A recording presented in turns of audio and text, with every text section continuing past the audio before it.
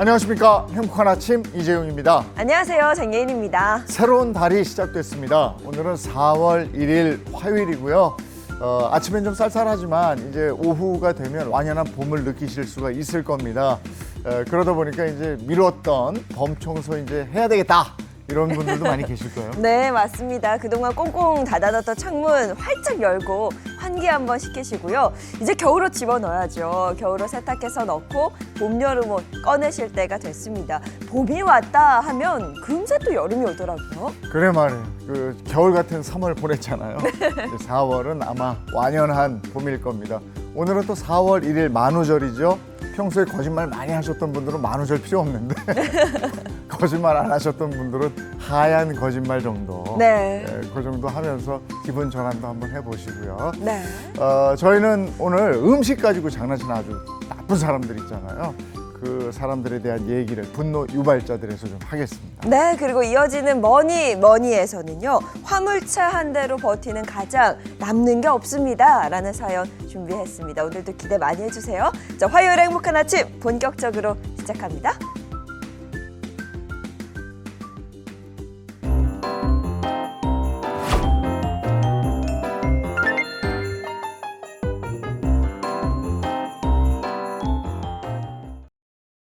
네, 4월이 시작된 날 아침에는 어떤 소식들이 들어와 있을까요? 모닝픽부터 시작하겠습니다. 손석구 평론가와 함께하죠. 어서 오세요. 안녕하세요. 네, 안녕하세요. 첫 번째 모닝픽 어떤 겁니까? 네, 첫 번째 모닝픽은 무한 실업급여입니다. 네, 실업급여라면 일을 그만두고 다음 일자리를 찾는 기간 동안 지급하는 급여인데요. 이게 무한정 받을 수 있는 거였어요? 네, 원래 이제 말씀하신 대로 실업급여는 비자발적인 이유로 실직한 근로자가 재취업을 준비하는 동안 최소한의 생계를 유지할 수 있도록 돕는 제도입니다.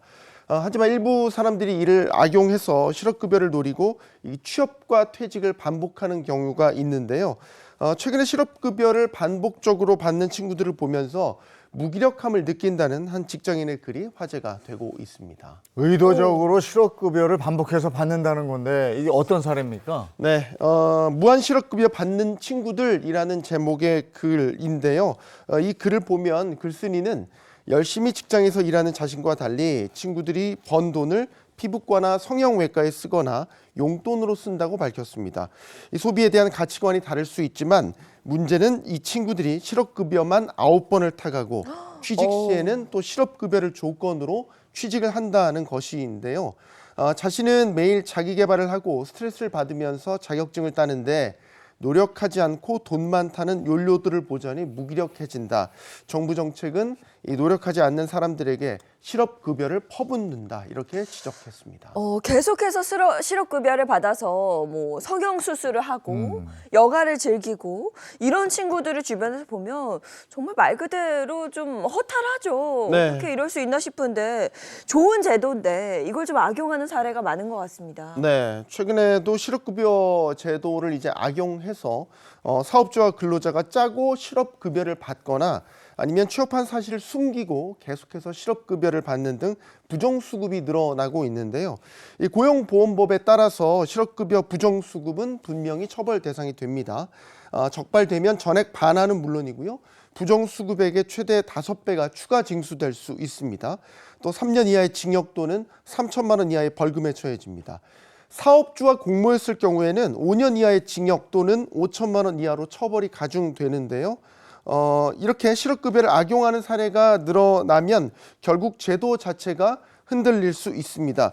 이 제도의 올바른 운영을 위해서는 개인의 윤리적 책임과 정부의 철저한 관리가 함께 이루어져야 될 것 같습니다. 실업급여액이 우리도 몇 번을 다뤘어요. 네. 그런데 이 실업급여가 눈먼 돈일 수는 없습니다. 정말 필요한 사람에게 가는 정부의 정책 자금이어야 되는데 이런 식으로 사용돼서는 안 되죠. 다시 한번 꼼꼼히 살펴볼 일입니다.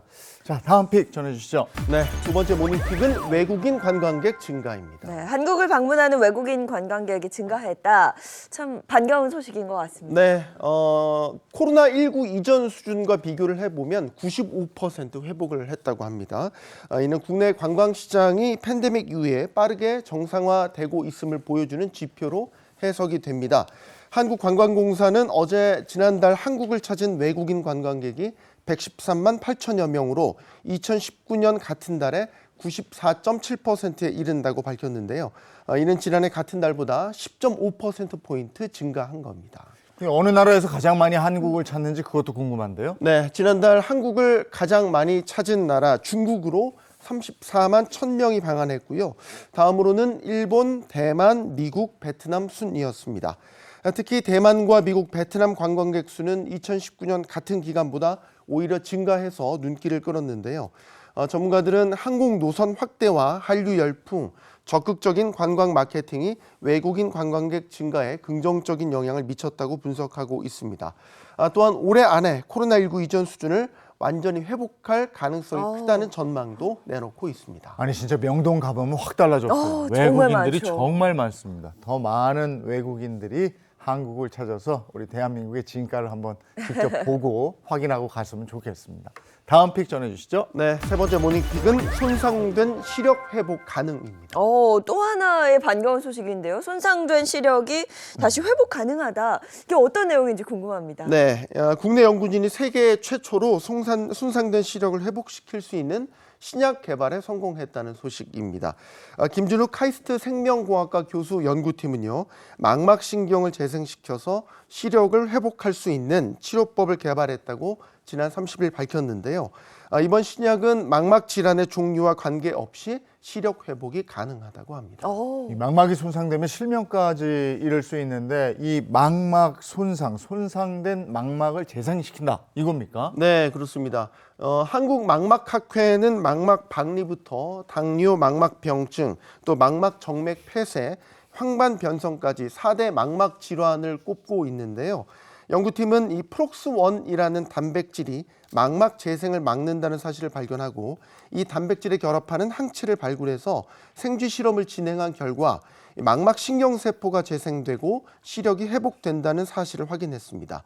또한 손상된 망막에 이 항체를 주사한 후 2주 만에 시력이 회복됐고요. 효과는 6개월 이상 지속됐다고 합니다. 네, 손상된 시력을 다시 살릴 수 있다.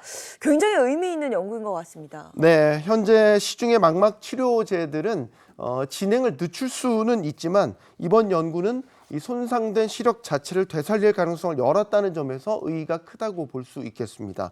연구진은 이 기술을 활용한 치료제를 개발해서 2028년 임상시험 돌입을 목표로 하고 있다고 밝혔습니다. 이거야말로 정말 눈이 확 떠지는 기쁜 소식이네요. 이게 또 마지막 실험까지 다 마무리가 잘 돼서 많은 분들에게 희망을 줬으면 하는 바람입니다. 다음 픽 전해주시죠. 네, 네 번째 모닝픽 막대 사탕과 편지입니다. 막대 사탕과 편지, 뭔가 귀여운 사연일 것 같은데 어떤 네. 내용일까요? 정말 훈훈하고 기특한 사연입니다. 막대 사탕과 손편지를 전달한 주인공들이 있는데요. 바로 영덕의 초등학생들입니다. 영덕 경찰서에 따르면 지난 27일 초등학생 5명이 영덕 파출소를 찾아와서 경찰관에게 손편지와 막대 사탕을 전달했다고 합니다. 편지에는 산불로 인한 두려움을 덜어준 경찰관에 대한 고마움이 담겨 있었는데요. 공개된 편지를 보면 산불로 여기저기 통제하는 경찰관이 너무 고생하는 것 같다. 소방관도 이런 큰 산불은 처음이라 놀랐다고 들었다. 경찰관도 많이 놀랐겠다라는 내용이 담겨 있었습니다. 아이고, 어린이들의 마음이 참 기특합니다. 자기 자신들도 얼마나 무섭고 두려웠겠어요. 네. 그런데 경찰관 아저씨들이 참 고생하시니까 이런 기특한 마음을 또 보여줬네요. 네, 그렇습니다. 이 어린이들은 경찰관들을 먼저 걱정하면서 감사의 마음을 전했지만 또 그 뒤에는 자신들의 두려운 마음을 솔직하게 담아내기도 했습니다. 이 어린이들은 대피하면서 얼마나 무서웠을지 쉽게 상상할 수 있는데 실제로 이 하늘이 빨개서 무서웠다라면서 그 두려움을 고백하기도 했습니다. 그럼에도 불구하고 소방관과 경찰관 덕분에 무사히 대피할 수 있었다라고 전하면서 자신의 안전을 챙겨준 이들에게 감사의 마음을 표현했습니다.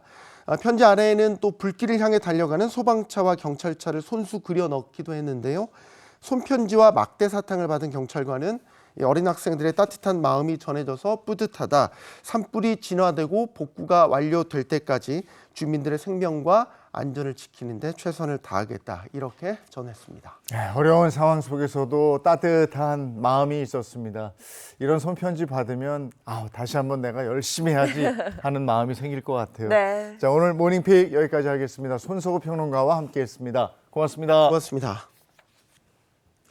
네, 이어서 오늘 날씨 알아보도록 하겠습니다. 여전히 날이 굉장히 건조한데요. 문단영 기상캐스터, 산불 위기 경보 계속되고 있죠. 네, 아직까지 전국에는 산불 위기경보 심각 단계가 유지되고 있습니다.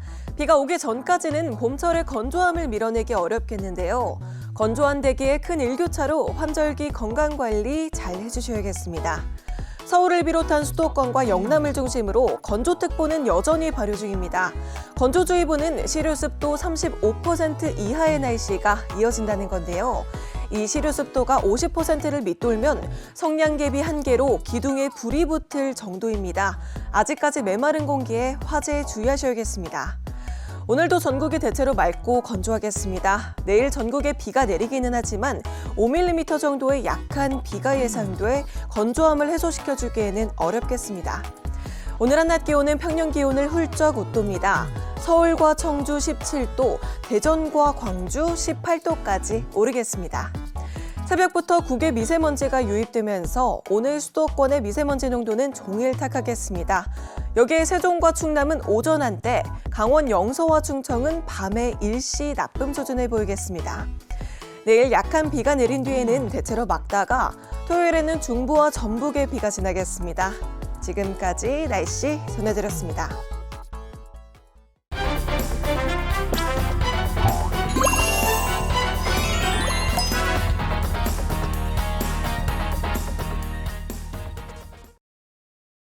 참을 수 없는 순간들 대신 분노해 드리겠습니다. 속 터지는 현실을 함께 파헤쳐보는 분노 유발자들, 오늘도 두 분과 함께 할게요. 신인선 씨 그리고 김미경 변호사 모셨습니다. 어서 오세요. 네, 안녕하십니까. 네, 얼마 전에 외식 프랜차이즈 업체 대표 백종원 씨가 식품표시광고법 위반 혐의로 경찰에 입건됐다, 이런 소식 전해 들었어요. 네, 국민신문고를 통해서 고발장이 접수됐는데요. 이 백 대표가 운영하는 카페가 신제품을 홍보하면서 원산지를 오인케했다는 겁니다. 이게 어떻게 된 일일까요? 네, 고발장에 따르면 이 백 대표 측은 지난해 1월 SNS에 우리 농산물이라는 문구로 해당 카페 제품을 홍보했는데 다른 광고물에는 중국산 재료가 포함돼 있다라고 기재했다는 겁니다. 이에 고발인은 중국산 표기를 의도적으로 제외한 것이라면서 단순한 편집상 실수가 아닌 소비자가 국내산 농산물로 제품 원산지를 오인하도록 유도한 행위라고 주장했습니다. 또 일부 소비자 단체에서는 소비자의 신뢰를 저버린 행위라고 하면서 강력한 조치를 촉구하고 있습니다. 네, 또 간편식 죽 제품 광고에 자연산 새우를 허위 사실로 표기했다면서 추가 고발이 또 접수가 됐더라고요. 최근 계속해서 이 제품의 원산지 원재료 함량 문제로 구설에 오르는 모습을 보니까 화도 나고 정말 믿었던 도끼에 발등 찍는 아주 실망스러운 모습이 계속 보여주고 있습니다. 네. 아무래도 그동안 방송에서 보여줬던 이미지하고는 다른 모습을 보여줬기 때문에 많은 분들이 더 실망했을 것 같습니다. 이후 여하를 불문하고 먹을거리를 가지고 다른 짓을 하고 장난을 치는 거, 이거는 정말 있어서는 안 될 일이죠. 자, 오늘 주제 공개하겠습니다. 자, 오늘 분노 유발자 주제입니다. 이래도 장사합니까? 양심불량 식당들입니다. 우리가 늘 하는 말 있잖아요. 먹는 걸로 장난치지 맙시다. 네. 이게 가장 치사한 거거든요. 화가 납니다. 어떤 양심불량 식당들이 있는지 지금부터 함께 파헤쳐 보도록 하겠습니다. 인선 씨 소개해 주시죠. 네, 오늘도 제가 열심히 조사를 해왔습니다. 양심불량 식당들 유형 첫 번째는요, 원산지 꼼수의 실체입니다. 물론 양심을 지키는 곳들도 많이 있겠지만 값싼 수입산을 들여와서 국내산이라고 이렇게 속여서 파는 곳이 있거든요. 양심불량 식당들 너무 많아졌습니다. 네, 가장 흔한 사례는 김치 아닐까 싶어요. 그렇죠. 2021년에 중국발 영상 하나가 퍼지면서 원산지에 대한 관심이 높아졌는데요. 자, 다들 기억하실 겁니다. 보면서 모두가 경악했던 그 영상 함께 보시죠. 아하. 영상 봐도 충격입니다. 2021년 3월 중국에 있는 김치 공장에서 일어난 일인데요. 중국인 직원이 알몸 상태로 김치를 절이는 장면. 정말 충격적이었습니다. 근데 이게 다가 아닙니다. 또 신발을 신은 채 배추 위를 걸어 다니는 장면도 유출이 되면서 정말 많은 분들이 김치 못 먹겠다 이런 말씀도 하셨고요. 뿐만 아니라 녹이 쓴 굴삭기로 배추를 건져 올리는가 하면 이 고추 더미 속에 쥐가 돌아다니는 아주 끔찍한 모습이 포착되기도 했습니다. 저는 뭐 수영장 청소하는 분인 줄 알았어요. 다시 봐도 좀 끔찍하고 소름이 끼치는데 위생관념이라는 생각 자체가 아예 없으신 것 같습니다. 이 일로 인해서 중국산 김치에 대한 불신이 정말 끝까지 갔죠. 네. 그래서 많은 식당에서 이제는 우리는 국내산만 쓰겠습니다 이랬는데 아니 그게 또 만만치가 않다면서요. 네, 현실적으로 이 모든 식당이 국내산 김치로 바꾸는 건 쉬운 일이 아닙니다. 이 가장 큰 이유는 가격인데요. 이 중국산 김치에 비해서 국내산 김치가 가격이 2~3배가량 비싸다 보니 이 영세한 식당이나 규모가 작은 식당들은 부담이 될 수밖에 없죠. 그래서 이 중국산 김치를 계속해서 쓸 수밖에 없는 곳들이 많다 보니 이 소비자들이 중국산 김치를 기피하는 문제에 더해서 식당들이 이걸 국내산으로 속여서 판매하고 있는 게 가장 큰 문제인데요. 네.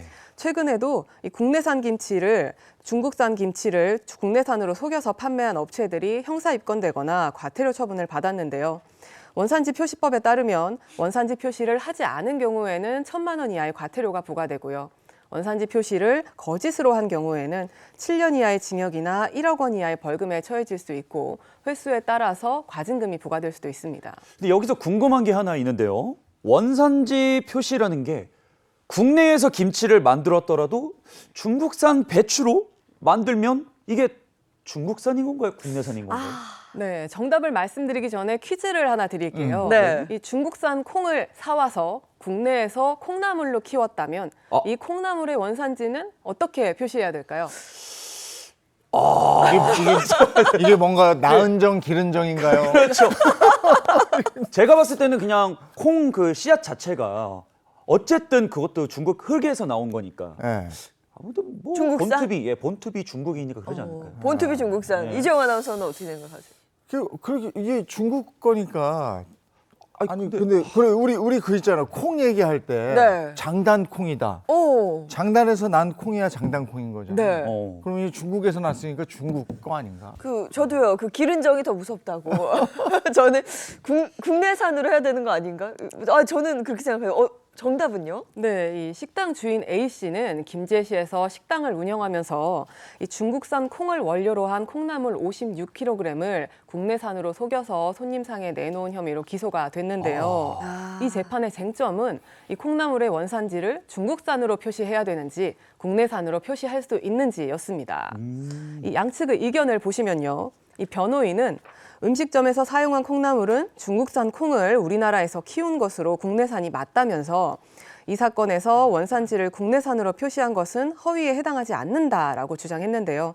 이 재판부는 종자를 수입해 작물 그 자체를 생산한 경우에 농산물의 원산지 변경이 이루어졌다고 할 수 있지만 단순히 싹 또는 꽃을 피우거나 비대 성장시킨 것은 원산지 변경 행위로 볼 수 없다라고 하면서 종자의 원산지를 표시했어야 한다라고 판시했습니다. 그러니까 국내에서 재배한 콩나물이라고 하더라도 콩 자체가 중국 콩이면 이것이 원산지는 중국산이다 이렇게 말씀하신 거죠. 그렇죠. 근데 중국산 배추로 이렇게 국내에서 만든 김치는 중국산이다 이렇게 결정 지을 수 있겠네요. 네, 맞습니다. 재판부는 이 밖에도 A 씨가 이 김치를 중국산 김치인데 국내산으로 속여서 탕에 넣어 판매한 혐의도 인정된다면서 네, 결과적으로 징역 6개월에 집행유예 2년, 벌금 1,000만 원을 선고했습니다. 네, 근데 뭐 소비자들도 다 알아요. 워낙 국내산 김치 값이 비싸다 보니까 이걸 식당에서 먹기가 어렵다는 것쯤은 알고 있는데 솔직해야죠. 있는 그대로 쓰고 국내산 김치를 먹을지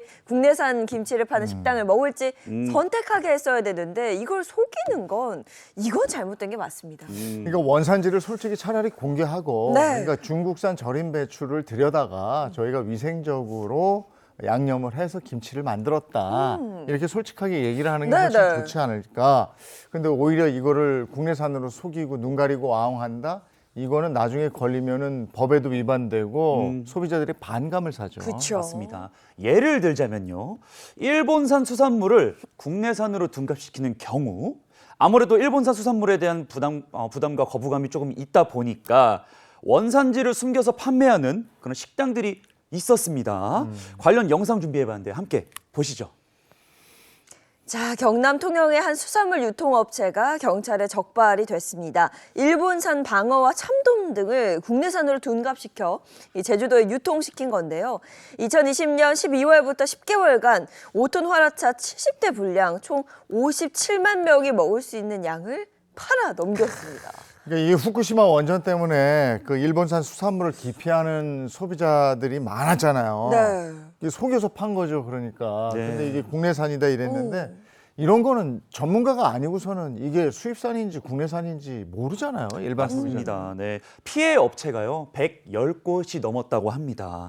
횟집과 마트, 호텔에까지 유통이 다 되어버렸고, 와. 이렇게 많은 양이 시중에 이렇게 풀렸다면 모르고 먹지 않습니까? 이게 먹고 탈이라도 나면 누가 책임을 집니까? 그러니까요. 아니 정말 다행히도 이 해당 참돔에서 방사능이 검출되지는 않았다고는 하는데요. 내가 비싼 돈을 주고 사 먹은 회가 방사능에 노출됐을지도 모른다 이렇게 생각하면 아 이거 정말 끔찍합니다. 근데 저게 이제 누구까지 어느 선까지 알았을까 뭐 이건데 생선을 받은 식당이나 마트도 사실상 몰라서 모른 채로 그냥 소비자에게 팔았다 이렇게 될 거 아니에요. 그러면 유통업자에 대한 처벌 이건 무겁게 내려져야 될 것 같고 이건 유통업자가 일종의 사기를 친 거니까 그렇죠. 원산지를 그렇죠. 속였다는 건. 맞습니다. 이 일본산 참돔을 국내산 참돔인 것처럼 속여서 판매하고 대금을 편취한 것이기 때문에 사기죄가 성립하고요. 원산지 표시를 거짓으로 했기 때문에 원산지 표시법 위반죄에도 해당합니다. 네, 농림축산식품부 자료에 따르면 2019년부터 2024년 6월까지 원산지 표시 위반은 21,987건으로 나타났다고 합니다. 적발업소는 총 18,013곳으로 위반 금액은요, 약 3,669억 원에 달했다고 하는데요. 이게 우리가 생각했던 것보다 훨씬 더 심각하다는 게 좀 느껴집니다. 근데 원산지 표시를 속였다. 이건 이제 기반 행위고 사기인데. 네. 근데 이제 벌금을 조금밖에 안 내고 그냥 끝나고 이러면 내가 원산지 잠깐 속인 다음에 내가 취하는 이득이 벌금보다 훨씬 많다.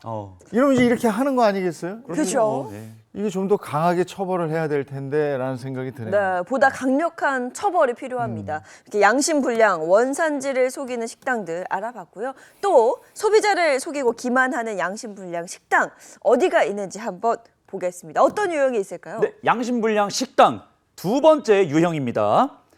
무한정 재활용되는 음식입니다. 한마디로 손님상에 나갔던 반찬 음식 다시 되돌아오는 거예요. 아 이거 아직도 이런답니까? 이거 다 이거 옛날 얘기인 줄 알았는데 손님상에 나갔던 걸 재사용을 하면 안 되죠. 이거 어떤 식당이 어떻게 적발됐는지 한번 보여주시죠. 자, 부산의 한 식당입니다. 경찰 수사관이 바닥에 놓인 통을 열어봤더니 김치가 들어 있었습니다. 알고 보니 다른 손님이 먹다 남은 김치를 모아둔 것이었습니다. 땅을 다 버리는데 김치가 진짜 김치가 너무 아깝더라고요. 야, 또 다른 식당에서는 경찰 수사관이 먹다 남은 반찬을 다른 손님에게 내가려다가 적발당했고요. 손님이 남긴 김치를 김치찌개나 김칫국으로 재활용하는 식당도 있었습니다. 진짜 충격이네요. 이게 아깝다는 이유로 손님상에 올랐던 거 다시 가는 거는 이건 소비자를 기만하는 행동이라고 저는 생각을 합니다. 아니 돈도 좋지만 뭐가 중요한데요? 그 손님의 안전과 건강이 더 중요한 거 아니겠습니까? 그럼요. 아니 잔반이 나오면 아까운 건 맞죠. 그러나 그걸 저렇게 재사용을 해가지고 그 숟가락 다 닿았을 텐데 그걸 다른 사람 먹으라고 주면 그걸 어떡합니까? 요즘에는 그렇게 하잖아요. 반찬 처음에는 조금씩 줘요. 네. 그리고 더 드실 분은 저기 셀프 반찬대가 네. 그렇죠. 있으니까 가서 오. 드세요. 아 이러면 되잖아요. 네. 그걸 먹던 걸 또 사용하면 어떡합니까? 이건 비양심이죠. 비양심이고 이건 정말 소비자를 기만하고 속이는 행위입니다. 자, 유명 식당이라고 또 다르지 않았는데요. 한번 소개해 드릴게요. 어묵탕으로 유명한 부산의 한 식당입니다. 확대된 화면을 잘 봐주세요. 손님이 먹던 이 어묵 그릇에 국물을 열심히 담고 있습니다. 뭐 여기까지는 뭐 리필을 해주려나 싶죠. 그런데 자세히 보면 그릇에 담긴 국물을 다시 육수통에 붓습니다. 이 영상은 이 해당 식당에서 밥을 먹던 손님이 찍은 것으로 알려졌습니다. 토렴한다고 그러잖아요. 근데 토렴면 최초 음식을 이렇게 하는 거지. 먹던 거를. 음식을 그건 토렴이 아니죠. 저건 비위생이죠. 네, 그래서 이 손님 해당 영상을 찍어서 커뮤니티에 올렸는데 식당 업주는 그런 일은 있을 수 없다며 발뺌을 했다고 합니다. 아유. 그런데 구청에서 진상조사를 해보니까 사실로 드러났고요. 이 식당은 영업 정지 처분을 받았습니다. 구청에서는 추가로 형사 고발도 진행할 예정이라고 밝혔습니다. 뿐만 아니라요. 광주의 한 유명 고깃집에서 사람 입으로 씹어서 먹을 수 없는 뭐 그릇이나 젓가락 외에는 나갔다 들어오는 거는 다 활용한다라는 충격적인 식당이 있었습니다. 제보자는 다름 아닌 종업원이 제보를 해주셨어요. 아니 종업원이 이걸 폭로할 정도였으면 정도가 정말 심했다는 거거든요. 이게 어느 정도였어요? 네, 이 직원이 몰래 촬영한 영상에는 이 접시에 담긴 김치나 붉은색 양념을 숟가락으로 긁어서 다시 양념통에 넣거나 이 선지를 물이 빠지는 바구니에 담아서 씻는 장면이 담겨 있었는데요. 이렇게 씻은 선지를 다시 끓여서 손님에게 내간다는 거죠. 심지어 고기를 찍어 먹는 기름장도 채반에 걸러서 재사용한다고 하는데요. 이 공개한 사진을 보면 채반 위에 이 손님상에 나갔던 것으로 보이는 더러운 장들이 엎어져 있는 것들을 볼 수 있었습니다. 진짜. 아니 이거는 역대급 재사용인데요. 네. 이거를 기름장을 어떻게 다시 또 그렇게 해요? 근데 심지어 이곳이 30년 넘게 장사한 유명한 맛집이었다고 합니다. 별점도 상당히 높았고요. 손님들의 평도 평소에 굉장히 좋았어요. 그런데 이 사실을 알고 난 뒤에 손님들은 얼마나 충격이었겠습니까? 완전 믿는 듯 발등 딱 찍힌 거죠. 야, 이게 직원이 양심적으로 이걸 제보를 했으니까 밝혀진 거지. 직원이 이렇게 제보하지 않았으면 네. 그냥 영영 모르고 그냥 맛집으로 사람들 막 뭐 30년 전통이니까 그냥 가는 거거든요. 맞습니다. 모르면 그냥 속아버리는 거잖아요. 그래서 배달 음식 같은 경우는 특히 저희가 알 수가 없지 않습니까? 뭐 손님에게 근데 이게 또 이런 경우가 있어요. 잘못 배달된 볶음밥이요. 다시 조리해서 배달된 경우가 있었다고 합니다. 배달이 된 건데 네. 배달이 된 거를 다시 가져와서 오. 그게 뭐 언제 만든 건지도 우린 잘 모르니까 그렇죠. 그걸 다시 어떻게 데필거나 해가지고 냈다? 이건 문제죠. 네. 그런데 이 식품위생법 위반 혐의로 기소가 된 이 식당 주인 무죄를 선고받았습니다. 이 법원은 비닐 포장을 뜯지 않았기 때문에 남은 음식을 재활용한 것이 아니다라고 판시했습니다. 다른 사람한테 한번 갔다 왔고 그 손님과 배달원의 손을 탔고 또 제일 중요한 건 언제 만들어졌는지 모르는 그 볶음밥이었는데 이거 그냥 먹는다고 누가 이렇게 생각을 하면은 근데 못 먹을 것 같은데 탈라면 누가 책임져요? 변호사님? 그렇죠. 볶음밥이라는 건 그 안에 그 재료가 채소도 많이 들어가서 요즘같이 일교차 큰 날씨에는 금세 상하거든요. 근데 이거를 다시 볶아서 냈다. 근데 이게 법원이 판단이 저는 이해가 가질 않습니다. 네, 제가 보기에는 이 법원은 식당에서 지켜야 될 식품위생법 시행 규칙에 있는 규정 중에서 이 배식하고 남은 음식물을 재사용한 것에는 해당하지 않는다라고 판시한 것으로 보이는데요. 이 식품위생법 시행 규칙에는 다른 규정도 있습니다. 이 조리 제공한 식품을 보관할 때에는 1인분 분량을 섭씨 영하 18도 이하에서 보관해야 된다. 이런 규정이거든요. 이 볶음밥이 뭐 배달된 지 오래 지났던 음식이었다는 걸 보면 잘못 배달된 이후의 상황을 판단해서 이 규정 위반으로 처벌하는 것은 가능하지 않았을까 싶은 생각도 듭니다. 네, 이번 판결은 뭐 국민들의 정서와는 좀 다른 판결인 것 같고요. 뭐 적어도 뭐 시정명령 혹은 경고는 줬어야 하는 게 아닌가 싶습니다. 자, 있어서는 안 되는 양심불량 식당. 이게 다가 아니라고요. 네, 앞서서 중국 영상 한번 보셨었죠. 양심불량 식당 세 번째 유형은요. 상상 초월 비위생 실태입니다. 비위생 이게 이제 사람마다 그 받아들이는 정도 차이가 좀 있어요. 근데 누가 봐도 비위생인 곳도 있어요. 네. 예전에는 사실 그 욕쟁이 할머니로 얘기 때는 그런 데는 국밥 같은 거 할 때 이쪽 손가락이 당기죠. 그래서 이렇게 해서 그걸 가지고 와서 먹어 네. 이게 이제 정으로 느껴지는 것도 있었는데 맞아요. 지금은 그랬다가는 다들 기절이죠. 저는 얼마 전에 식당에 갔는데 사실 머리카락 정도는 저는 그냥 얘기 안 하고 그냥 빼고 먹거든요. 그 정도는. 근데 정말 알 수 없는 뭐 그야말로 털이 뭐 이렇게 나온 적이 있었어요. 뭐 길이도 그렇고 뭐 이렇게 뭐 이물질들이 네네. 그렇구나. 근데 이거는 제가 정말 이거는 못 참겠어서 이야기를 하고 다시 재조리를 해서 받았는데 네. 그때부터는 못 먹겠더라고요. 이게 정말 어렵습니다. 그렇죠. 저도 깔끔 떠는 편은 아니라서 그냥 뭐 어머니 뭐 머리카락 하나 정도 들어가면은 아 나왔네 하고 그냥 먹고는 합니다. 근데 이게 실수였다라는 그런 느낌이 아니고요. 아예 위생 상태의 개념이 없는 그런 식당들의 이야기입니다. 네. 몇 년 전부터 마라탕이 굉장히 유행이었었잖아요. 마라탕 노래도 나오고 그게 굉장히 많았는데 이 인기는 100점 그런데 위생 상태는 빵점인 그런 경우가 있었습니다. 네. 한 인터넷 커뮤니티에 따르면요. 자, 올라온 사진입니다. 저 세면대 옆에 있는 물건들. 저 뭘까요? 저 통에다- 시멘트 뭐 저 뭐예요? 시멘트 통 아니에요? 공사장이 아닌데? 뭐 타일인가? 타일 통. 뭐예요? 마라탕 드셔본 분들은 알 겁니다. 마라탕 재료 중 하나인 넓적 당면입니다. 저 넓적 당면이 있는 곳이 어디예요, 저희가? 화장실 아니에요? 아니 그리고 식재료를 저런 통에다가 보관을 해요? 저는 시멘트 뭔지 알았어요. 뚜껑도 안 닫고요? 네, 정말 충격적이죠. 이 한 배달 전문집에서 마라탕 재료 중 하나인 넓적 당면을 이 접착제통에 보관하고 있다는 주장이 올라와서 충격을 줬는데요. 이 사진을 올린 누리꾼은 마라탕 집에 갔는데 가게 한쪽에 마라탕 재료인 넓적 당면이 조리 전 상태로 타일 접착제통에 담겨 있었다라고 합니다. 이 세면대에는 용도를 알 수 없는 호스와 수세미 그리고 까맣게 물든 것으로 추정되는 비누도 함께 있었고요. 또 각종 청소 도구가 주변에 널려 있는 모습이었습니다. 접착제 통에 음식을 보관하는 건 이건 진짜 아닌 것 같고요.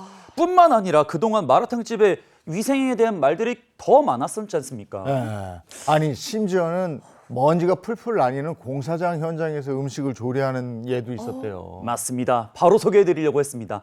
리모델링 공사가 한창인 식당입니다. 주방과 식당 내부에 얇은 비닐만 한두 장 두른 채 음식을 만들었다고 제보가 왔는데요. 이 제보를 받고 한 매체가 식당 측에 문의를 해봤더니 글쎄 황당한 대답이 돌아왔습니다. 변호사님 말씀해 주시죠. 이 공사 중인데 바로 옆에서 조리를 하는 이유가 뭐냐라고 묻자 식당 주인은 장사하려고 한다라고 답했고요. 위생 상태에 문제가 없냐라고 물어보니까 먼지가 조금 쌓일 수는 있는데 차단할 건 다 하고 한다. 이렇게 당당하게 나왔다고 합니다. 야, 이거 진짜 심각합니다. 이거 리모델링 중이라고 밖에 적어놓고 안에서는 버젓이 배달을 위한 장사를 한다. 근데 그 음식을 배달시켜 먹은 손님들 입장에서는 먼지를 같이 먹는 거고요. 이게 단순히 그냥 먼지가 아니라 공사장에서 나오는 분진인데 이게 몸에 얼마나 안 좋겠어요. 그렇죠. 이 기관지, 폐뿐만 아니라 화학 성분이 들어있을 경우에는 건강에 치명적인 영향을 끼칠 수 있을 텐데요. 이 오죽하면 배달 기사가 신고를 했겠습니까? 이거 인테리어 공사하는 동안 장사 못하면 손해니까 그 손님이 오게 하지는 못하지만 네. 배달 장사는 하겠다 이건데 비닐 하나 딱 가려놓고 그거 있으나 마나할 것도 같은데 얼마나 먼지가 날리겠습니까? 이건 정말 비양심적인 행동이죠. 네. 그런데 해당 식당의 주인이 구청의 위생과에 전화를 해봤습니다.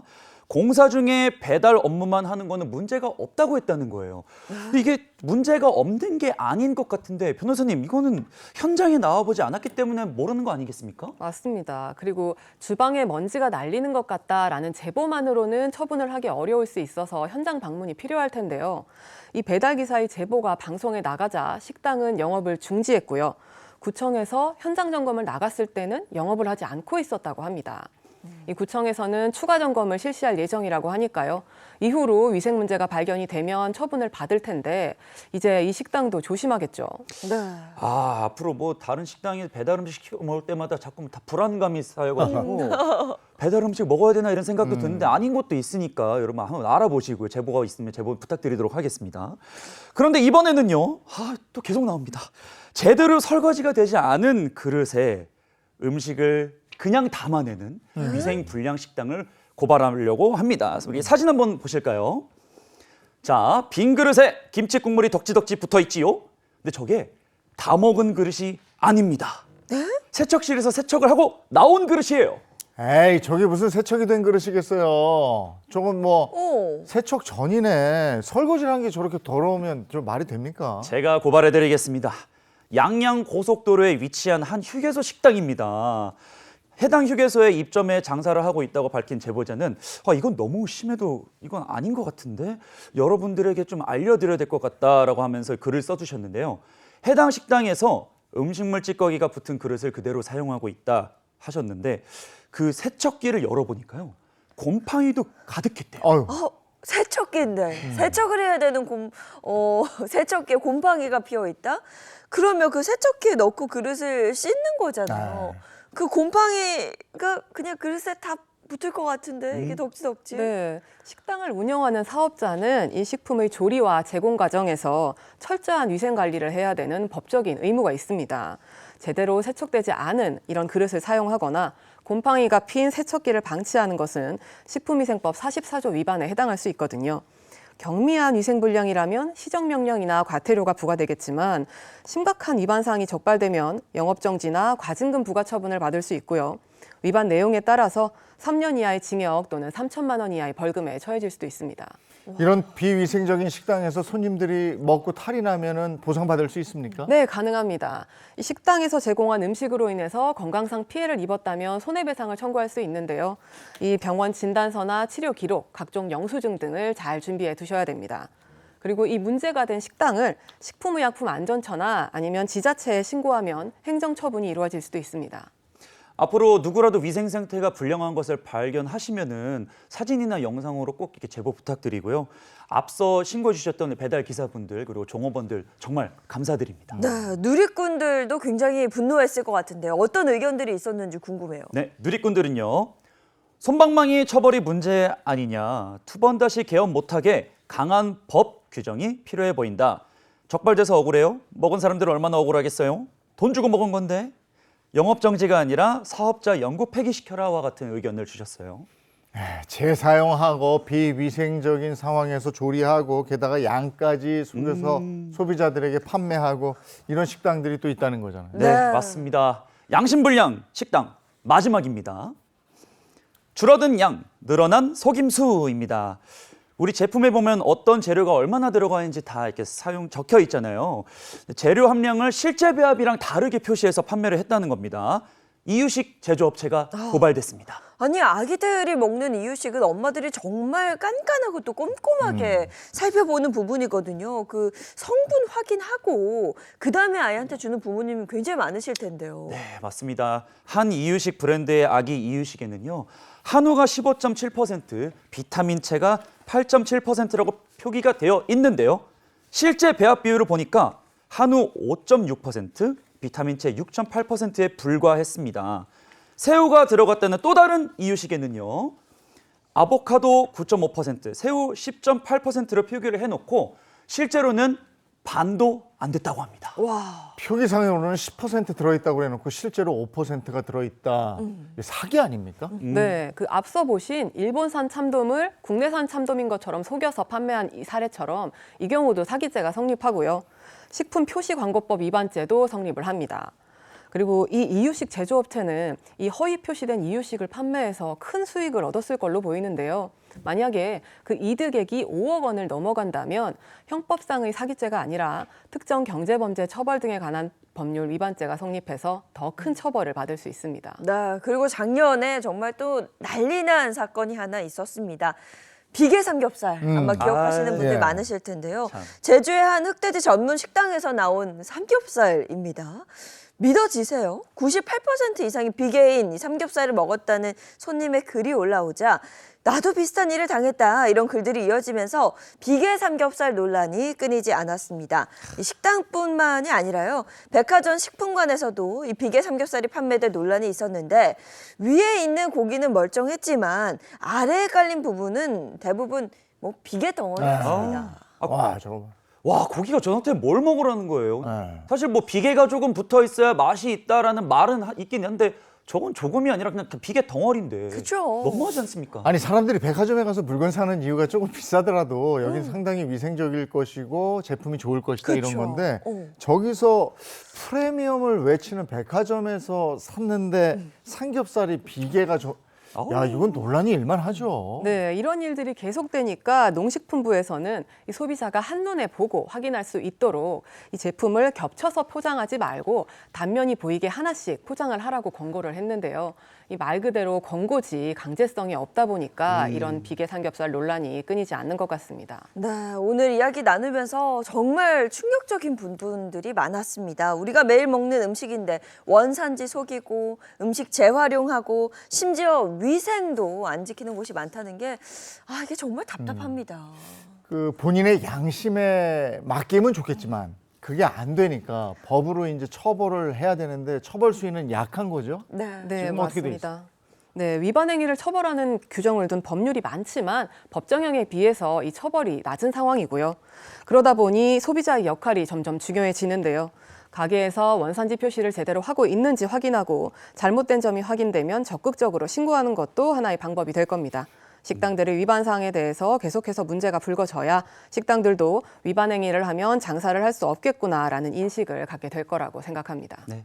우리가 먹는 음식이니까 사실 뭐 소비자가 조금 더 확인을 해서 저희가 좀 더 확인을 좀 더 해주면 괜찮을 것 같아요. 네. 네, 아니 식당 사장님들도 그래요. 그 안에 가족들 와서 식사하고 내가 먹고 내 직원들이 먹는데 어떻게 이렇게 관리를 하실 수 있는지 양심불량 식당들 정말 없어졌으면 네. 좋겠습니다. 식당 네. 고를 때요. 그 식당에 앉아서 그 가족들이 먹고 있으면 그 식당에서 먹으면 돼요. 근데 그 식당에 가족들이 얼씬도 안 하면 그거 가면 안 돼요. 네, 가면 안 됩니다. 예, 꿀팁인데요. 네, 김미경 김미경 변호사님 변호사. 예. 함께했습니다. 고맙습니다. 감사합니다.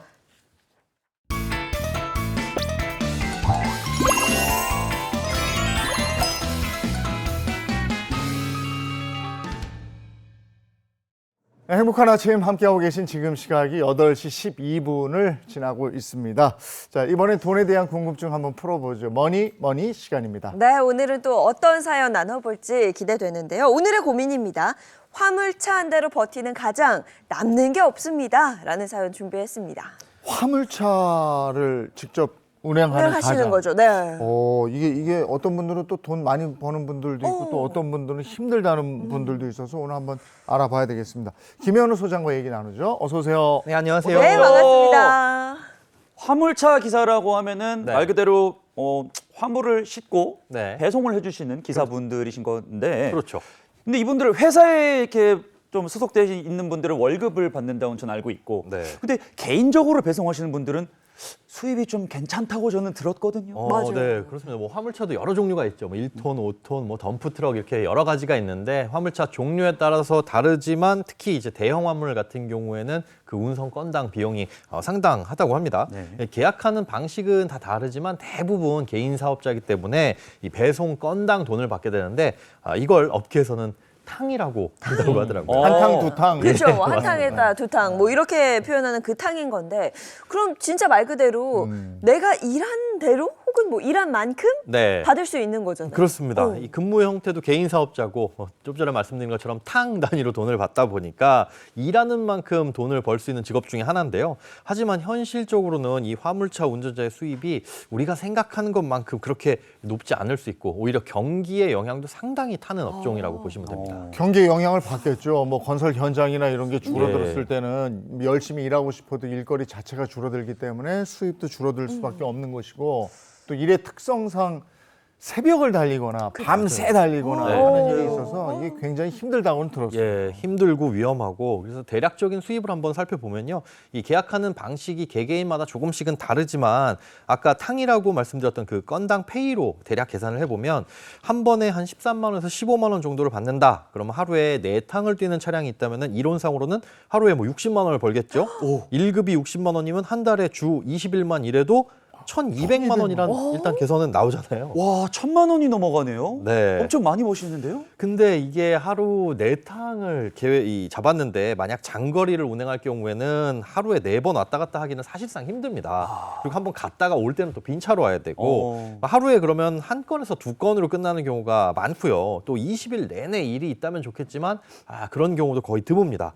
또 이게 말이 월 1,000만 원이지 이게 매출일 뿐이고요. 이 빠져나가는 돈도 생각을 해 보셔야 된다는 거죠. 특히 개인 사업자로 일하시는 분들은 이 기름값부터 시작해서 보험료, 차량 할부금까지 본인이 전부 다 부담을 하셔야 됩니다. 그러다 보니까 실제로 내가 손에 쥘 수 있는 돈은 생각보다 훨씬 적은 경우가 많습니다. 네, 그러니까 월 1,000이라는 것은 매출이고 매출. 네. 그 외에 경비 제하고 나면은 아주 많이 남지는 않는다 이런 얘기일 수도 있어요. 네. 그래서 오늘 사연을 보내주신 것 같습니다. 화물차 한 대로 버티고 있는데 남는 게 없다는 오늘의 사연. 이게 어떻게 된 일일까요? 꽁트로 먼저 만나보시죠. 네, 화물차 운전을 하면서 근근히 살아가는 네 가족의 가장입니다. 최근 아들과 딸이 취직을 해서 이제 한숨 돌리나 했는데 여전히 살림은 쪼들리고 함께 쓰는 생활비가 많습니다. 문제는 애들이 전혀 이 점에 대해서 인식을 못한다는 겁니다. 엄마! 아유, 김치찌개야, 국이야. 고기 좀 많이 넣으면 안 돼요? 아 진짜 반찬이 이게 뭐야? 아침부터 나가서 일한 데는 완전 허기진데. 아 고기 좀 먹자 고기 엄마. 먹자. 아이고 정말 듣자 하니까 야 이놈들아 고기나 좀 사오면서 그런 얘기를 해. 빠듯한 생활비로 이 정도 차려줬으면 엄마 고맙습니다 이러고 먹어야지. 이게 뭐야. 아니, 우리가 왜 빠듯해요? 아버지 돈 되게 잘 벌잖아. 맞아. 그리고 인간적으로 먹는 데는 아끼지 말지. 나가는 돈이 얼만데 그러냐. 거기다 너희들 대학 등록금에 밥값에 할 거 다 했다 이제. 너희 이제 취직 때 했으니까 밥값에 너희들이 좀 알아서 해야지. 너희들 집에서 밥 얻어 먹으면서 생활비 한 푼이라도 내봤어? 아니 이제 막 취업했다. 이제 막 취업한 사회초년생이 얼마나 번다고 그래 아빠는. 그럼. 지금부터 모아야 나중에 엄마 아빠한테 손 안 벌리죠. 안 그래요? 아이 그래 돈 모으는 것도 좋은데 그래도 밥값은 내는 게 맞지 않겠니? 설상가상으로 또 반찬 투정까지 해? 아유, 해참 먹는 거 가지고 팍팍하게 그러셔. 아유, 아버지 요즘 좀 힘드셔? 참 빨리도 물어본다 너는. 그래? 요즘 경기 나쁘지. 기름값 이렇게 올랐지. 상황이 좋지 않아요라고 묻는 너네가 이상해. 너희도 이제 어른이야. 언제까지 애처럼 굴 거야? 아빠는 뭐 우리가 먹으면 뭐 얼마나 먹는다고. 일단 알았어요. 그럼 오빠랑 얘기해서 우리가 그냥 식비라도 좀 보태볼게요. 오빠, 네가 더 많이 먹으니까 네가 더 내라, 알았지? 야, 남친도 없는 네가 더 많이 내야지. 뭔 소리 하는 거야? 오빠 장가 좀 가자. 돈 좀 모아야 돼. 엄마, 내일부터 고기 반찬 좀 늘려주세요. 그래야지 우리도 씩씩하게 승진도 하고 일도 하지. 아유 여유가 되면 자식 먹는 게 뭐 어떻게 아깝겠습니까? 상황이 좋지 않으니 눈치껏 좀 생활비도 내고 했으면 좋겠는데 이 자식들이 너무 몰라주는 거죠.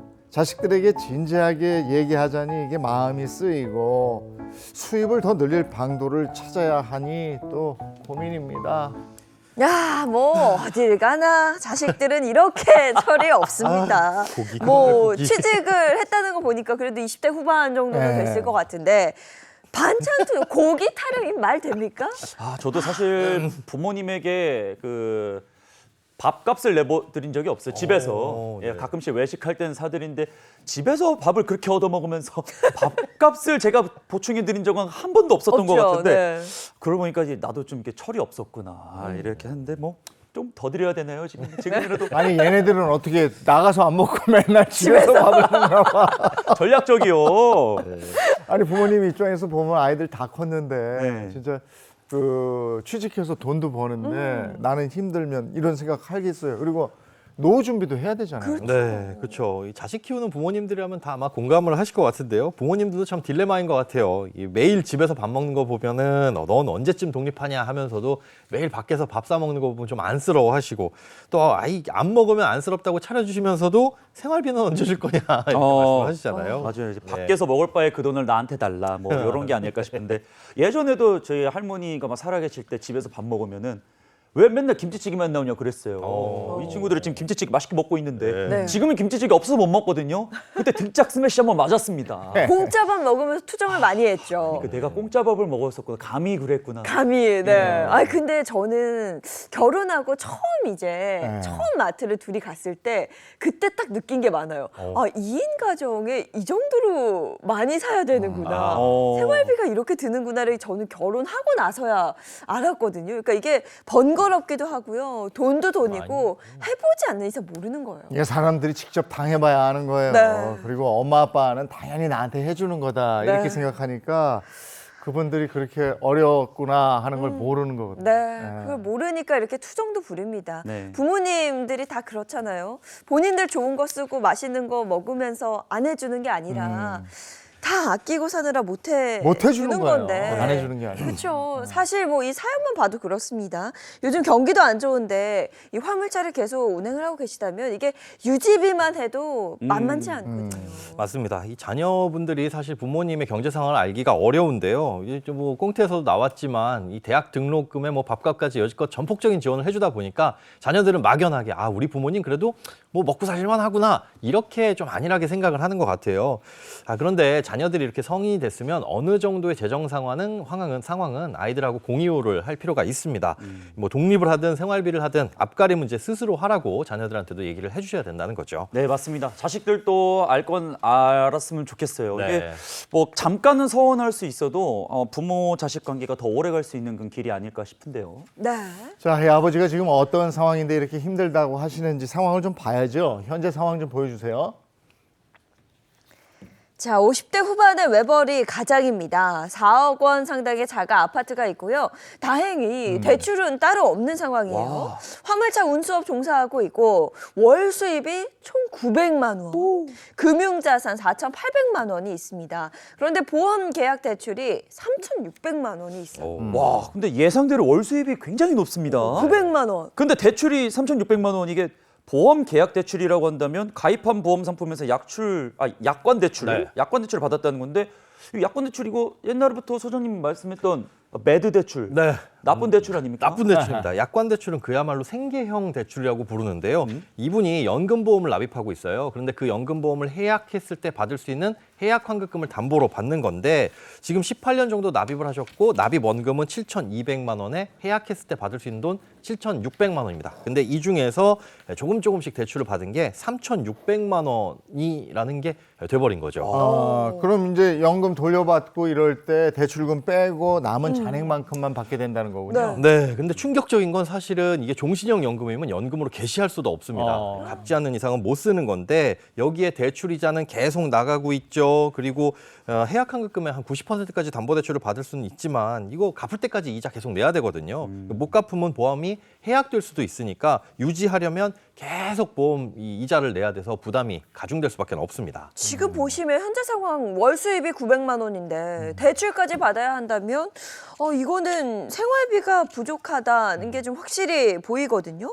대체 유지비가 어느 정도길래 이렇게 생계형 대출까지 받는지 궁금합니다. 네, 일단 월 수입이라는 건 말 그대로 이 사업으로 얘기하자면 매출인 거지 내 소득은 아닙니다. 그러니까 식당에서 장사했는데 내가 들어온 돈 1억이라고 하더라도 뭐 재료비, 인건비 그런 게 8천만 원이다. 그럼 빼고 순수입은 2천만 원이잖아요. 네, 그런 거라고 생각을 하시면 되고 이와 관련된 자료 화면을 좀 준비를 했는데요. 현장에서 일하시는 분들의 목소리 함께 보시겠습니다. 수입은 오르기 전보다 한 20-30% 정도 더 떨어졌다고 보시면 돼요. 총 수익은 내가 한 700에서 한 800 버는데 거기서 기름값이 한 통행료하고 하면은 400만 원 넘게 들어가요. 그러면은 나한테 떨어진 돈은 한 250에서 한 300 정도 고생은 고생대로 하고. 네, 한 달에 기름값은 500만 원 정도 나가고요. 기름값 오른 상태에서는 순이익이 100만 원, 150만 원 뭐 그 정도 더 줄었다고 보면 돼요. 700, 800만 원 버는데 기름값이 400만 원 이상이면 차가 커질수록 기름값이 더 드는 거잖아요. 그렇죠. 수입의 반 이상이 드는데 이거 생각보다 제가 아까 좀 잘못 생각하고 있었는데 아니 그러니까 저도 지금 생각보다 나가는 돈이 굉장히 많아요. 네. 그러니까 일단은 기름값 말씀하시는데 기름값에다가 정비 비용도 있죠. 또 저 큰 화물차 소비 소모품 네. 부품 갈아야죠. 또 싸죠. 갑자기 고장 나면은 수리비 들죠. 그쵸. 이거 제법 많이 나가겠는데. 그리고 생각해보면 보험료도 들어야 되고 장거리 하시면 당연히 밖에서 밥도 사 드셔야 하고 이게 지금 정리해보니까 유지비가 만만치 않아서 정말 일을 쉬고 계신 분들도 많을 것 같아요. 네. 그러니까 이게 지금 매출이 중요한 게 아니고 순수입이 중요할 것 같아요. 그거 한번 보죠. 순수입이 얼마나 되나.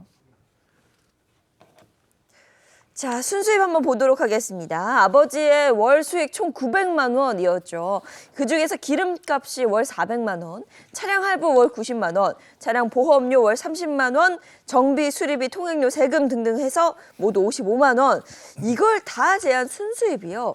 325만 원. 이거 차이가 너무 커요. 네. 900만 원을 벌어도 남는 건 325만 원이면 3분의 1 정도.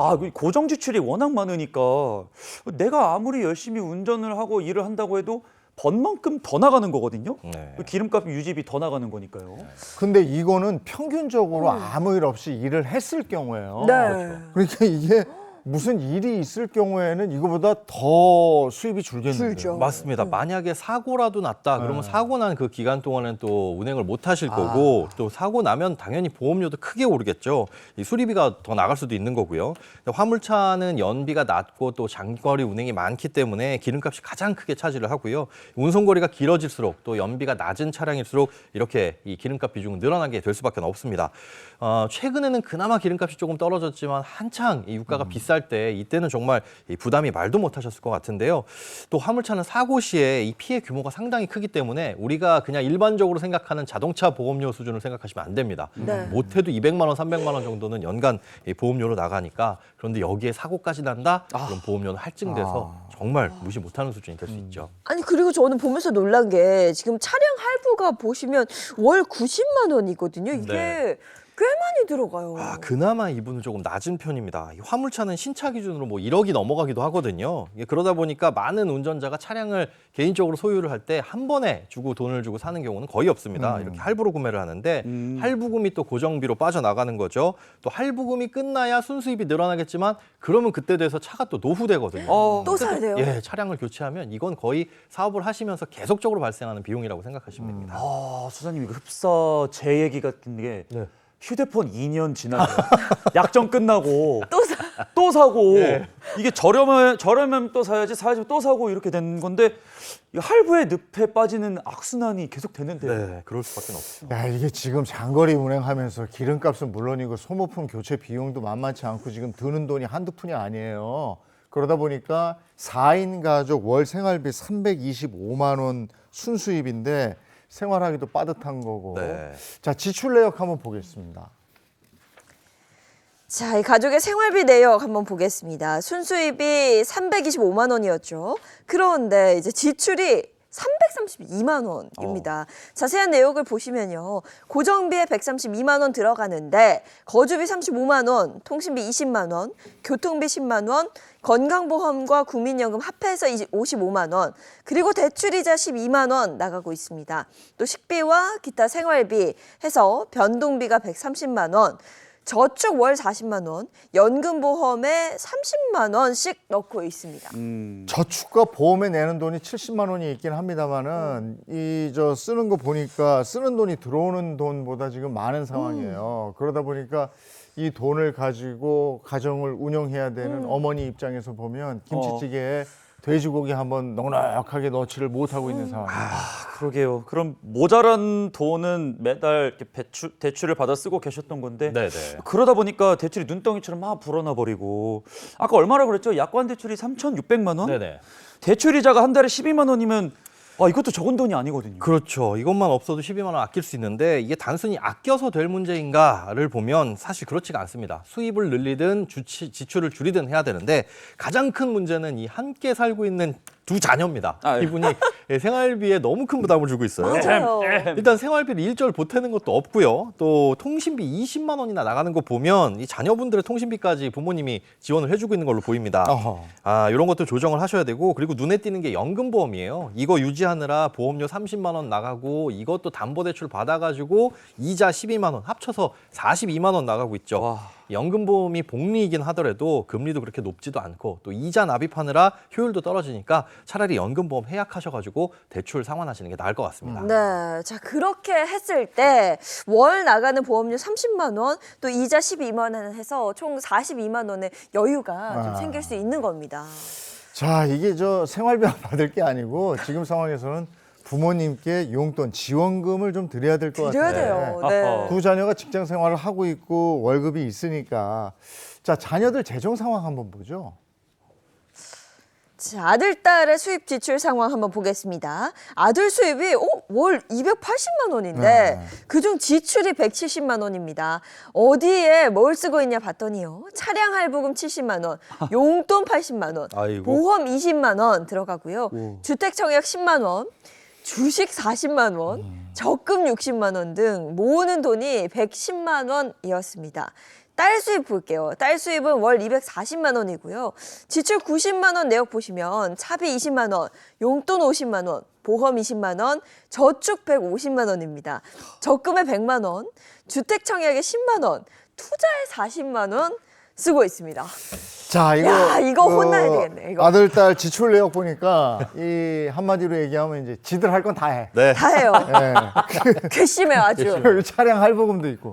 샀어요. 제가 봤을 때 뽑았습니다. 네. 차도 뽑았어요. 새차 뽑은 것 같아요. 그것도 70만 원씩 내고 있는 거 보면 그냥 좋은 차. 예, 좋은 차 뽑았어요. 좋은 차. 또 그나마 이제 아버지가 이 취업 전에는 보험료를 내주고 계셨는데 취업하니까 그 보험료 자녀들한테 물려줬다고 해요. 근데 아직 통신비 같은 부분은 아버지가 계속 내주고 계신 거죠. 아니 따지고 보면 지금 아들, 딸 둘이 합친 월급이요. 이 아버지의 수입보다 높아요. 네. 근데 그러면서 고기 반찬 없냐? 고기 좀 더 달라? 돈 한 푼 안 내고 이런 얘기래요? 어디 감히? 그렇죠? 맞아요. 아버지는 그 적은 돈으로 내 식구 다 먹여 살리고 있는데 네. 이 아들분이 제가 연기를 좀 했지만 좀 죄송해지네요.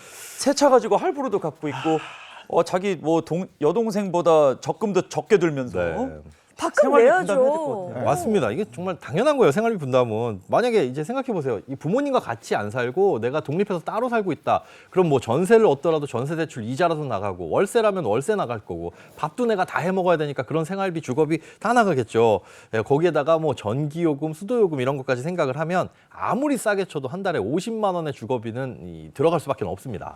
요즘 아파트 월세 100만 원 시대, 그리고 또 오피스텔 말씀하셨는데 원룸해도 월세 한 50만 원 될 거예요. 네, 더 되는 데도 네, 많죠. 아니 이 정도면 이거는 부담을 해야 돼요. 그리고 뭔가 돈도 드려야 되고 부모님 입장에서는 많이 드릴수록 좋으니까 많이 좀 드려야 될 것 같은데요. 그렇죠? 통신비도 당연히 부담을 네. 해야 되고 본인들이. 맞습니다. 야, 그리고 청소하고 밥 해주는 거 이거 사람 구해서 하려면요. 이거 돈도 많이 들어가요. 4시간 기준 5만 원이라 치면 일주일에 2번만 불러도 이거 10만 원이고요. 한 달이면 40만 원.